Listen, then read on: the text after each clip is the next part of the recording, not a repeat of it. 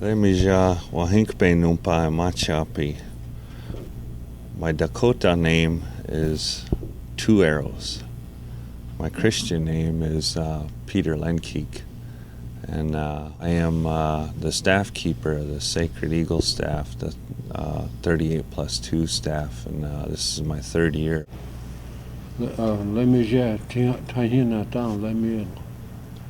Indian name is Charges the Enemy in Sight. My Christian name is Jim Miller. In 2005, I had a dream. Dreams, the three things that, for lack of words, that motivate the Lakota. There's signs, visions, and dreams. In the dream, we believe that's the Creator talking to us. So when I got this dream in 2005, that December, we started the ride. And so to have a dream, you try to fulfill it if you believe that it comes from the Creator. And I believe that this came from the Creator to talk about Minnesota's greatest secret, the hanging of our relatives, the Dakota 38+2. So I carried the staff for the first 4 years, and in 2008 I turned it over to my nephew from Fort Thompson, Crow Creek Band. And our hope and our dream is to pass the staff to every Dakota band, whether it be in Canada or the United States. We wanted to make sure that every band gets to carry the staff, preferably for 4 years. And one of the greatest things, I guess, that came out of this was a documentary that we made in 2008 with Smooth Feather Productions. So even to that, it's like I talked about signs, visions, and dreams. In 2007, I was in Maine to run a sweat for the Indian inmates in Maine. Met this young kid, and I told him, "What do you do?" He said, "I make documentaries." I told him, "You ought to come out to South Dakota and make this documentary of the ride, the Dakota 38+2.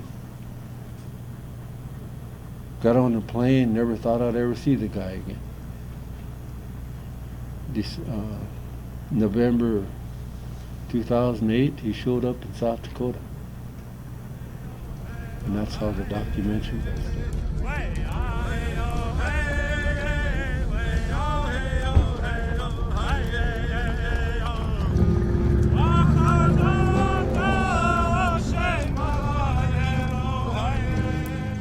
This ride came through a vision of a man by the name of Jim Miller. In 2005, when I received this dream, as any recovered alcoholic, I made believe that I didn't get it. I tried to put it out of my mind, but it's one of them dreams that bothers you night and day. In his dream, he seen all these, the 38 basically being hung at the same time, and they were all reaching out, holding each other's arms.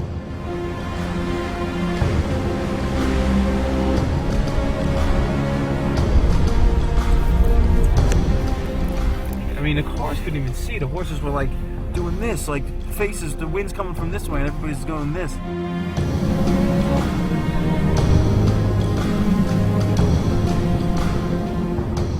And we're going to show up in Mankato at the hanging site on December 26th at 10 a.m., which is the anniversary of them 38 that were hanged.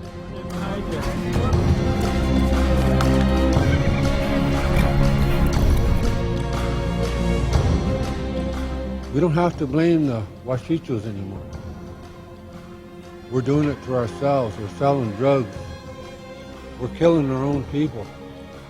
And that's what this ride's about, is healing.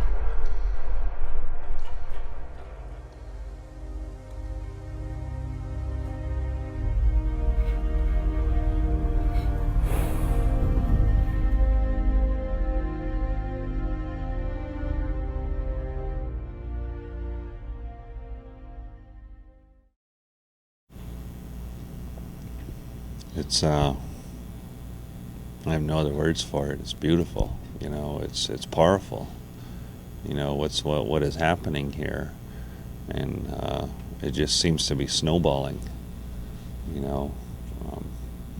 Like he had talked about, you know, we were riding up out of Flandreau through Sistan, and we were, you know, those homes there, they're not Indian homes.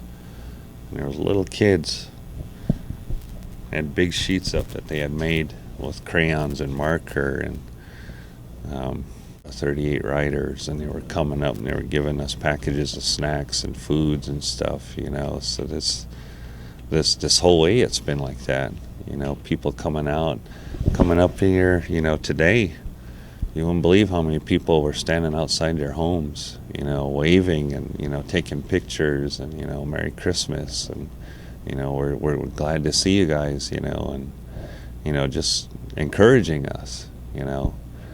It was awesome. You know, I just can't believe the love of the people that showed us an outpouring of love along the way. Oh, there's a few of these, you know, but anymore they're right with us, you know. Could you imagine some little blonde kids, white kids, standing along the road outside of their homes and you ride through these towns saying, "Welcome, Dakota 38," and passing out cookies? Having the mayor of Madison, South Dakota, come out to meet you and ordering his chief of police to take us through town. And of all places, you know, Mankato, the mayor, give me the keys to the city in December 2008. Give us a proclamation. The mayor of Mankato set this day up for the native people, and he invited us home. When I was given this staff by Dekshi over here, I promised him that I would carry it for the rest of my life to Mankato on horseback. But when I got home, I saw something different. I saw that staff going to different bands of our people.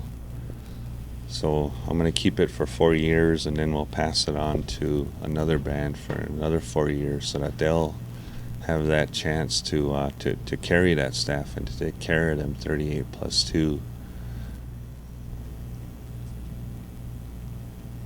Next year will be my last year carrying that staff, and it's I have never questioned myself and doubted myself so much in my lifetime, and I even wanted to give that staff up a couple of times. But whenever I felt like that, I would talk to Uncle over here, and he would, I'd call him on the phone or something, and just I wouldn't, I've never said anything to him about that. Just talking with Uncle Jim there would kind of bring me back to what I'm supposed to do. It's tough. It's tough. We're here to see a dream fulfilled. We don't care about the politics. All we want to do is show the world, hey, this is what happened. We want to make it right. We're not asking an apology from anybody. But we're the first ones to come and say, hey, we forgive. That's all this dream is about. And to bring our people back to the center. There are 4 or 5 things that drive this ride, and what I feel is the most important of them is the healing of our nations, of our peoples, from the things that happened back then. What happened back then in the 1800s and 1862 especially was that still affects us today.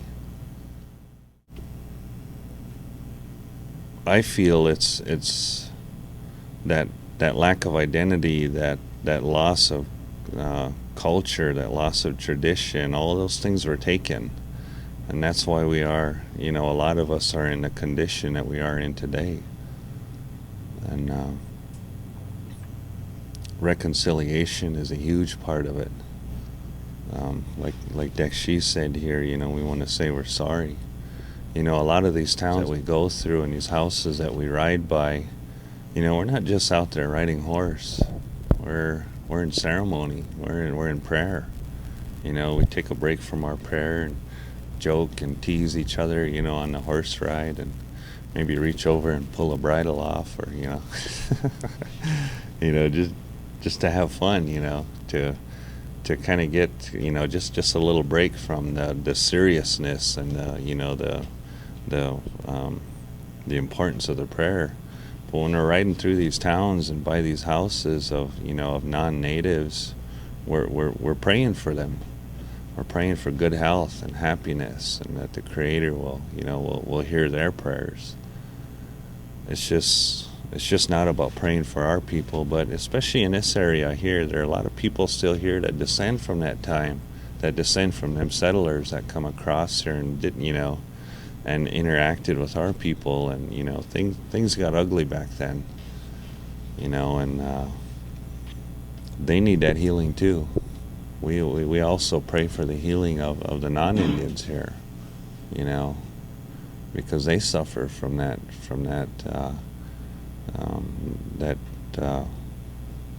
historic trauma also. We also ride to try to unite our people.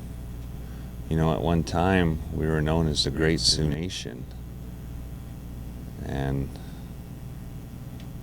I really doubt that we can be called that again, in this day and age. It's that old tactic of the government, divide and conquer. It's like I was telling, in this meeting earlier, I was talking about us and Lower Brule. We're a reservation that's just right across the river from each other, and you think we'd be close, and helping each other. But the state and the federal government, they keep throwing that river in between us, and we bicker and fight over where that line should be on that. The state says it should be here. No, Crow Creek, no, Lower Brule has it here. And they make us fight over things like that. It's just, it shouldn't be like that. It shouldn't be like that at all. Foremost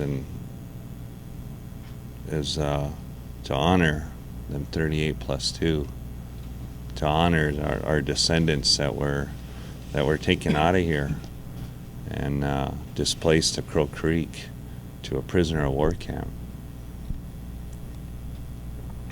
them 38 plus 2, they died because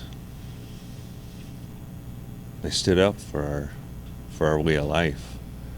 They were protecting our way of life. They were protecting the women, the children, and the elders, and they died for that. We can't let these things be forgotten.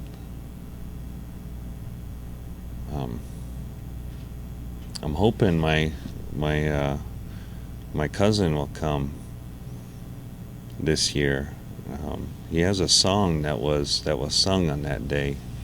My great-great-great-grandfather, Joseph St. John, was 8 years old when that happened, and he watched his grandfather get marched up to the gallows. And they asked for a song, and a spiritual leader there sang a song. And he turned to that little 8-year-old boy to his left, and he said, "Don't let anyone forget this." So he jumped on a boat, and he ended up in Crow Creek, and they put him up in Big Bend up there. And every day of his life, he sang that same song, and he told that story. And if no one was there, he went out and he sung that song to the horses. And he told that story to the horses. And that song and that drum got passed down through our family, and it ended up with my brother. You know, in our way, he's my brother, but he's my first cousin. He's the keeper of that song and that drum of that time. And he said, if I don't make it this year, he said, I promise you I'll be there next year.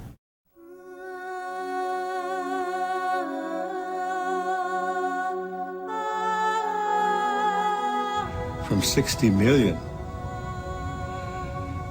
to 800,000, so we were almost exterminated here in America.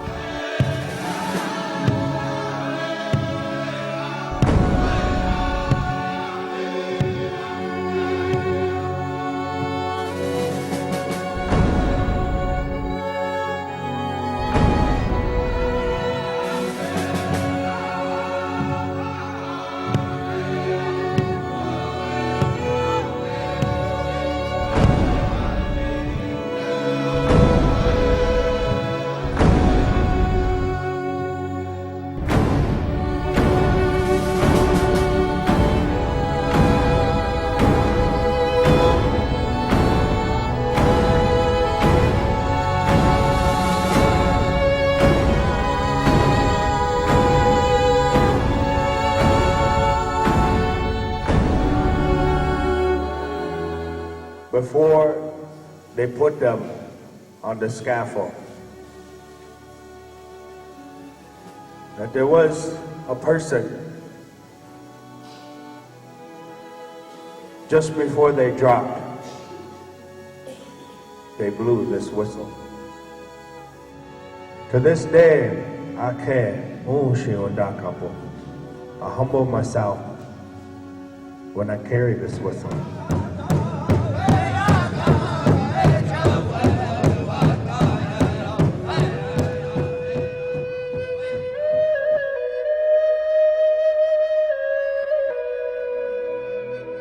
In March of this year, I had a dream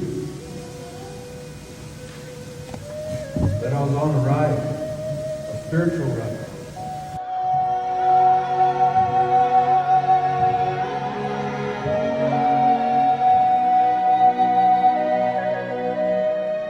And I kept walking up front in my dream, and I seen the American flag, I seen the Canadian flag, and I've seen our own flag to that right.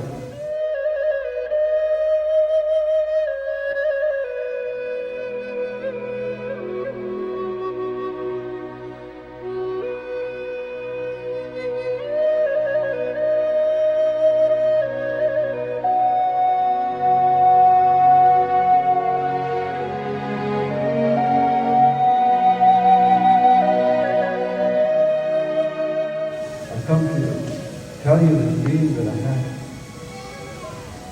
And I feel that power of each of you in here. We have to make a change for our people.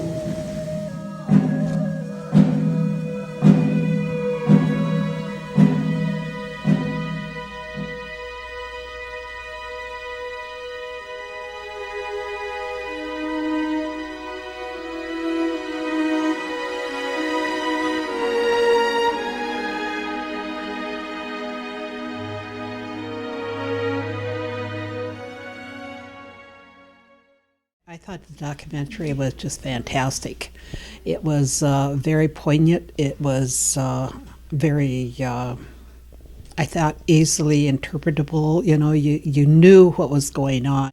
So when you, at watching that movie, what's your overall feelings about how it was done?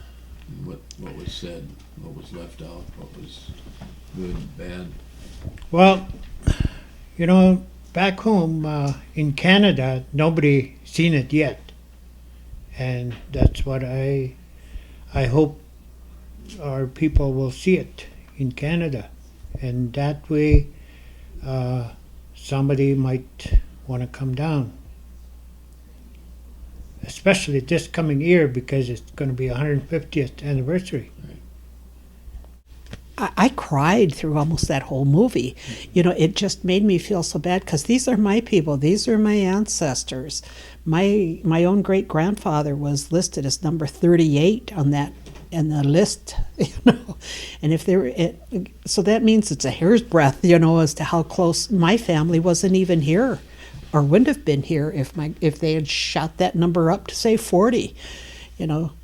Maza Adidi would have been hung too. I think this movie can be used in a number of different ways, not only for the youth. I think the youth should see it, but I think it's going to help our Vietnam veterans too, because you know a lot of them have problems, and now we have the soldiers and our GIs coming back from Iraq, from Afghanistan, and different places, you know, where they've been sent off as special units or whatever. But when they see that, you know, I think that with the post-traumatic stress syndrome that they go through, you know, I think it would help to heal them as well. A grief that it's a historical grief that's built into us, and so I think it could really help our kids.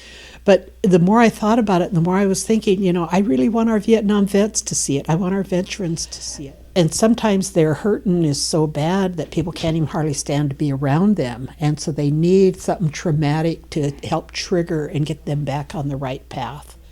And I honestly believe this movie can help them do that.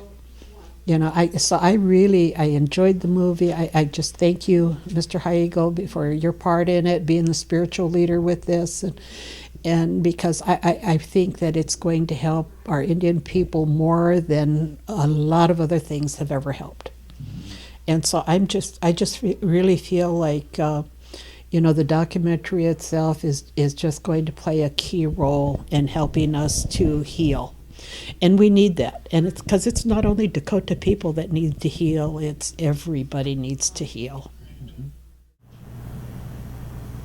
I guess for me, one of the things I'd like to talk about is the atrocities that happen to our people. So I'm mainly doing this to bring awareness to the state of Minnesota and to the nation what actually happened to our people. The atrocities. Then comes the boarding schools. I was beaten down so much from the boarding schools. When I came out of Vietnam after doing my second tour, I said, shit, I threw this man's uniform away. Forced relocation. All these things that happened to us. So now it's time to debrief our people and the state of Minnesota and the government. You look back on the struggles that the natives dealt with throughout the years, and reason why the Minnesota uprising came about was because government's promised to make payments, rations to the Dakotas, Minnesota, and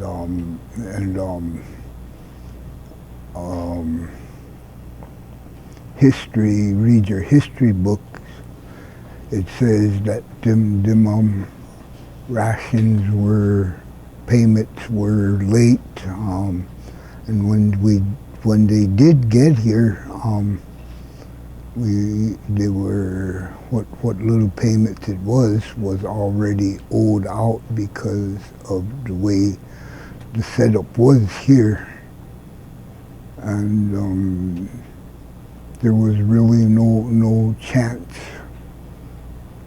for the people of the Dakotas to Minnesota to dwell in that kind of situation. So that's why this uprising came about. And I'm not a militant, and I'm not a tribal leader, but our people in Canada are the first refugees. And the state of Minnesota still has a law on the books that if you wander outside the reservation, you'll be shot on sight. So who addresses that? He talks about an agreement. Well, as soon as we get that off the books, then we can have an agreement. Well, look at what happened to our people. When you do a public hanging, you're telling people, well, if you mess up, that's what's going to happen to you. It's like telling somebody the boogeyman's going to get you. So you see how it whipped our people into shape. Every treaty that we had was broken. Every one. So now you have us. And we're the first generation that has a voice. I'll repeat that. We're the first generation that has a voice. Grandma and Grandpa, they were in a boarding school. Mom and Dad, they didn't say one word. So now we have a voice. We could speak. We could get on the TV, we can get on the radio, we can get in the newspaper and tell our side of the story. What we're telling is facts. We're telling the truth. That's what reconciliation is about, is sit down and talking the truth to one another. We have a voice, we could speak them, whereas our ancestors couldn't. They couldn't speak for us. So now, I think our ancestors didn't die in vain. What little we have left, we want to revitalize the culture, the language, the ceremonies. In 1978, we couldn't practice our ceremonies till Jimmy Carter signed that into law. So when is the governor of the great state of Minnesota going to take that law off the books? That's reconciliation. And just like the mayor of this great town here, Mankato, he had the, to stand up there and read that and give us that proclamation. That's reconciliation. I remember I was young, about 10 or 11, and we had some visitors, some family that came, and